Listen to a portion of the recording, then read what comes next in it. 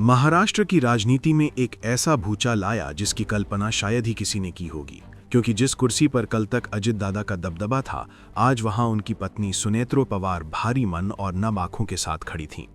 महाराष्ट्र के सियासी इतिहास में ये पल किसी सदमे से कम नहीं था, जब एक विमान हादसे ने राज्य के सबसे कद्दावर नेताओं में से एक अजित पवार को हमेशा के लिए छीन लिया और उनकी विरासत को आगे बढ़ाने की जिम्मेदारी अचानक सुनेत्रा पवार के कंधों पर आ गई। आज राजभवन का माहौल गमगीन था, लेकिन नारों की गूंज बता रही थी कि अजित दादा भले ही शारीरिक रूप से मौजूद ना हो, लेकिन उनकी विरासत अब सुनेत्रा के जरिए जीवित रहेगी। सुनेत्रा पवार ने आज महाराष्ट्र की पहली महिला उप मुख्यमंत्री के रूप में शपथ लेकर एक नया इतिहास रच दिया है। जैसे ही उन्होंने मराठी में पद और गोपनीयता की शपथ ली, पूरा लोक भवन अजित दादा अमर रहे के नारों से गूंज उठा। इस शपथ ग्रहण समारोह की सबसे भावुक बात यह रही कि अब सुनेत्रा पवार को न केवल पार्टी चलानी है, बल्कि अजित पवार की उस अंतिम इच्छा को भी पूरा करना है जो उनके साथ ही अधूरी रह गई थी।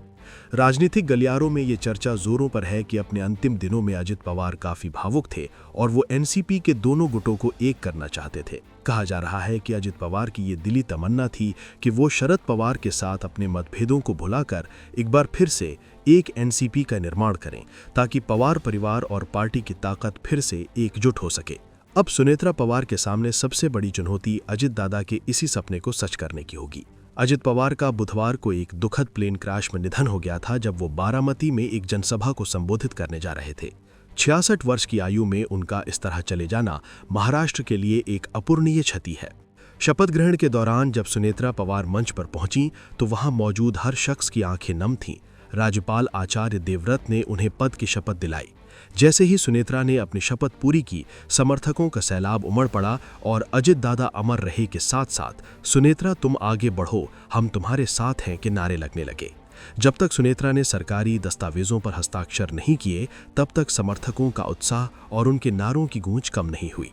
शपथ लेने के बाद मुख्यमंत्री देवेंद्र फडणवीस ने सुनेत्रा से कुछ बात की और फिर उन्हें साथ लेकर राज्यपाल को विदा करने नीचे तक आए। वहीं उप मुख्यमंत्री एकनाथ शिंदे ने भी हाथ जोड़कर सुनेत्रा का अभिवादन किया, जो इस बात का संकेत था कि आने वाले समय में महाराष्ट्र की सत्ता का समीकरण अब एक नई दिशा में मुड़ चुका है। शुक्रवार को हुई एनसीपी की आपात बैठक में जब सुनेत्रा के नाम का प्रस्ताव रखा गया था, तो उन्होंने इसे अपनी जिम्मेदारी समझते हुए स्वीकार किया था। पुणे से मुंबई तक का सफर उन्होंने भारी मन से तय किया, लेकिन आज उनके चेहरे पर अपने पति के अधूरे कामों को पूरा करने का संकल्प साफ झलक रहा था।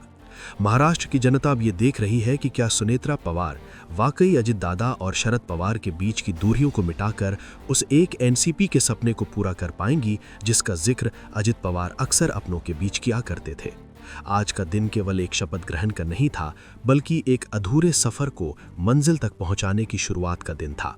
सुनेत्रा के रूप में महाराष्ट्र को अपनी पहली महिला उप मुख्यमंत्री तो मिल गई हैं, लेकिन उनके कंधों पर अजित दादा की यादों और उनकी अंतिम इच्छा का जो बोझ है, वो उन्हें आने वाले समय में राज्य की राजनीति का सबसे महत्वपूर्ण केंद्र बनाए रखेगा।